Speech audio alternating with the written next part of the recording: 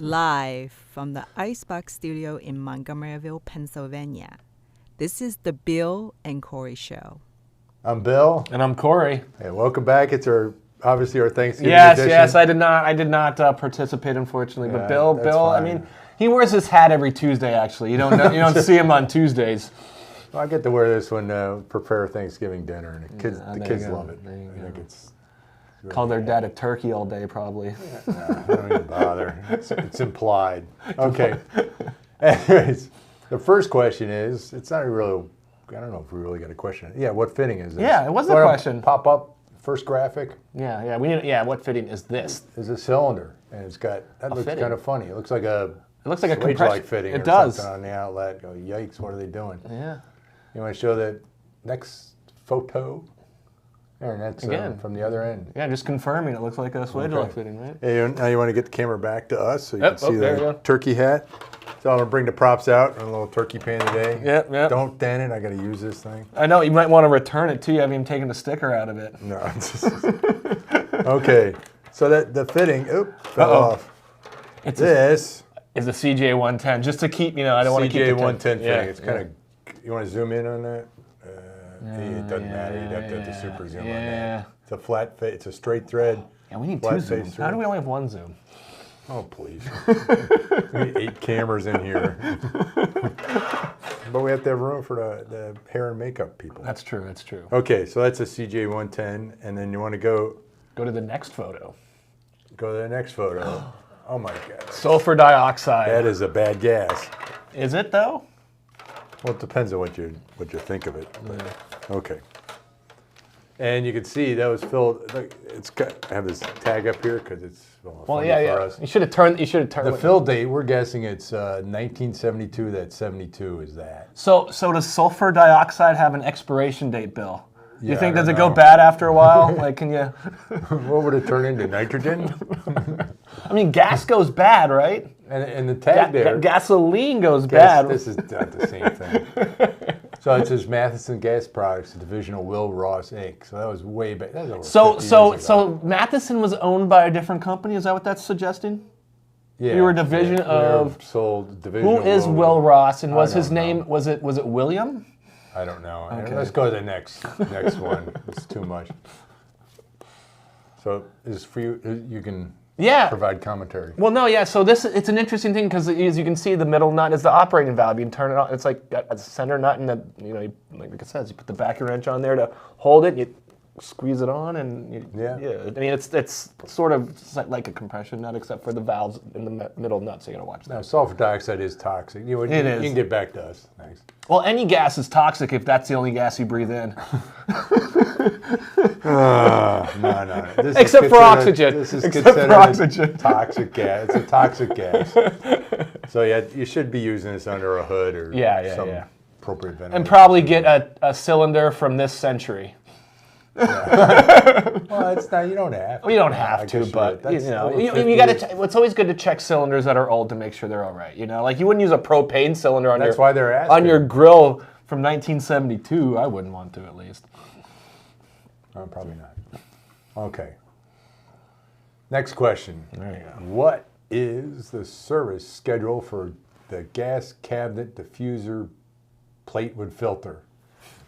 It's a whole lot. It's a long title. It's a lot. And it's Gas really cabinet diffuser. It's really a lot more than what it is. So you can buy gas cabinets, and it has just a louvered vent, and you can get an option that's this thing. Mm-hmm. Pretty much, This is what they're talking just about. like on your HVAC system, essentially. It's very similar. Yeah, the idea being is Trap the dust so it doesn't get all up in there. yeah. So I mean, you got an exhaust going. You got a lot of air flowing through there, and it's like, oh, do you want to suck in all the dirt from your Shop. floor in there? Though, So if you're not tidy, Yeah, if you're not in like a clean lab and stuff, some if people, you're not- some you got people, dust and yeah, stuff you like got that. dust. So you take it apart, and it's got a little. Membrane filter type thing. It's just a little filter thing. It's and if and the instructions here say, and I only read the English because I'm not good with Spanish and or French. It says the foam filter inside the fan package should be periodically removed and washed with soap and warm water to So keep the it service clean. schedule is periodically. Periodically. So you can check your periodic table to find out when you do So it. when it gets caked with dirt and it chokes the flow getting in there, and then it shuts it off like because everybody else. it can't. That's when you got to clean it. That's probably when a lot of people clean things. It's like, oh, I don't get water out of my refrigerator anymore. Maybe I should change the filter. Yeah, or, that's when you change Or, things. oh, my clothes aren't drying. Maybe the duct's clogged. Oh, wow. Or the lint filter's clogged. But yeah, so you really should probably have some kind of I don't know, schedule yeah, to clean like it. And then depending on obviously how dirty is your shop depends on how like you just got to use common sense. I know I hate that it's term common too. sense, but it's you test it out. You put it Test on it there out, and you go, let's do it every 6 months. Yeah. After 6 months, you go, Yeah, that's a little bit. maybe it should be shorter than that. Yeah. Yeah. Soap and water. Of course, if you have a fully configured cabinet and you have an exhaust failure switch, That's what. Yeah. and it says, "Hey, I'm not getting the flow. I'm not getting the exhaust I need." Well, that's what I was saying. Then- That's when. Then you get an alarm that says, "Hey, you're clogged." Maybe that's it. Mm-hmm. So yes, wash it periodically. Oh boy, and we get this everything called a valve nowadays. I know. So, I love. Well, because every once in a while I'll get a phone call where somebody will talk about a valve, and I figure out it's a regulator halfway through the Okay, conversation, so and I'm that's this like, one. yeah. So this is the valve. Is this hay? This is hay. We usually get hellos or highs. Yeah, This guy's a hay guy. Hay's for horses. Hey, is the pressure valve okay to use on a hydrogen tank? It's a pressure Hydrogen gauge brass. tank. The part number that they saw on it, if you look on it, it'll say 63. Don't zoom in. It's not worth it. No. But it's right above the math. It's in thing. 63-3133. So yeah, so that's it. That's a 3,000-pound gauge. Yeah. Can you use it on a hydrogen tank? I mean, as long as Sure. it's one that's lower than 3,000 psi. Yeah. Yeah. So that's the only thing you gotta watch with these. Obviously, is that Okay.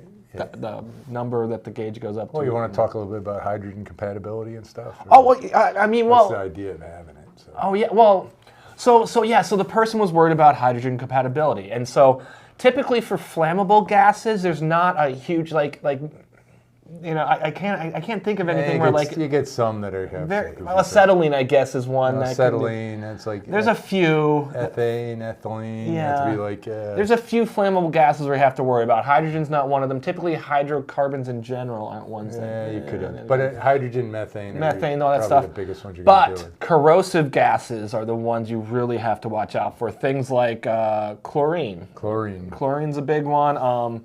Fluorine's a big one. We only do 10%. boron trichloride, Boron all trichloride. the Yeah. So that one you'll have to look up, and a lot of companies, including ours, have like a material compatibility chart that says, "Hey, don't use this material with this gas because it will just eat it." And so sometimes it's really interesting the materials that work with certain gases you wouldn't think, and it's sometimes. and this is brass. And this is brass, yeah. So yeah, a lot of you don't want to use.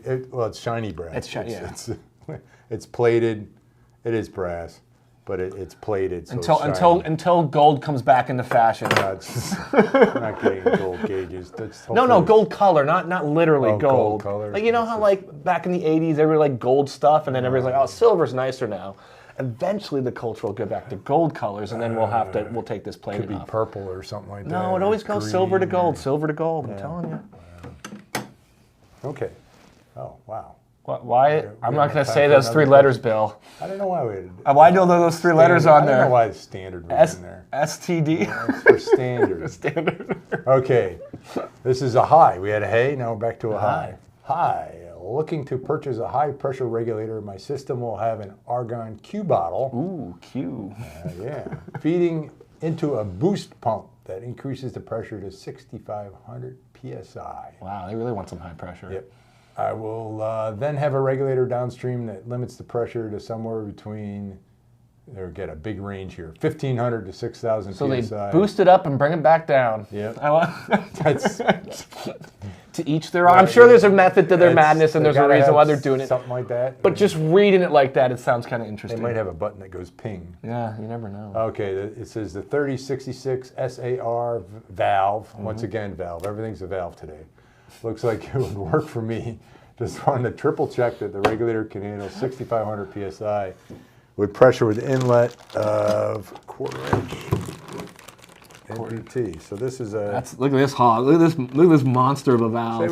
We ship these out bagged up so they don't get dusty and dirty and stuff like that. That's why. So you can put them in a cabinet where it'll get. If you don't have the filter on, it could get dusty and dirty.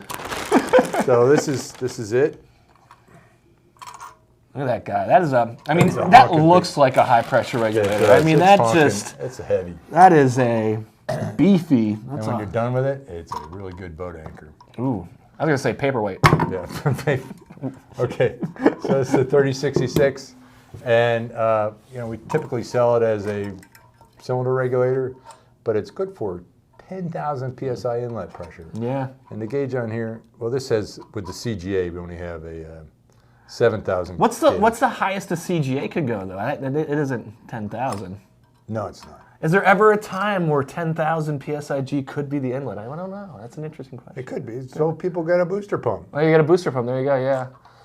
So it's 10,000 pound rated. So when they rate things, they're going to go, hey, you might as well make it 10. It's a nice round number. It is. Well, yeah, obviously. You don't want to make it 9. It could be 10,431, but they might have didn't like it. That just sounds weird. It's called 10. Yeah, and like 9,200 is probably not a big selling point. No. Well, they'll go down, not up. You can't go up. No, yeah, but I mean, you could downrate it. No, but I mean, you wouldn't uprate it because if it can't go to 10,000, you wouldn't say, well, it hits 9,200. Let's just call it 10,000. Yeah, you wouldn't say 9,000 or something. You'd say 9,000. Oh, whatever. Yeah, you wouldn't. Yeah, everyone. We're getting off. Yes, this guy can. You can buy this online store. Store.mathesongas.com. And of course, as we were talking about before, make sure the gauges are up to that number. Well, they will be if you order it. If you order it the correct way. Now we limited the gauge here because the CGI on the inlet. This is a 7,500 psi gauge, so I'm guessing this CGA is only good for 6,000, 677. I think that's 6,000. Yeah.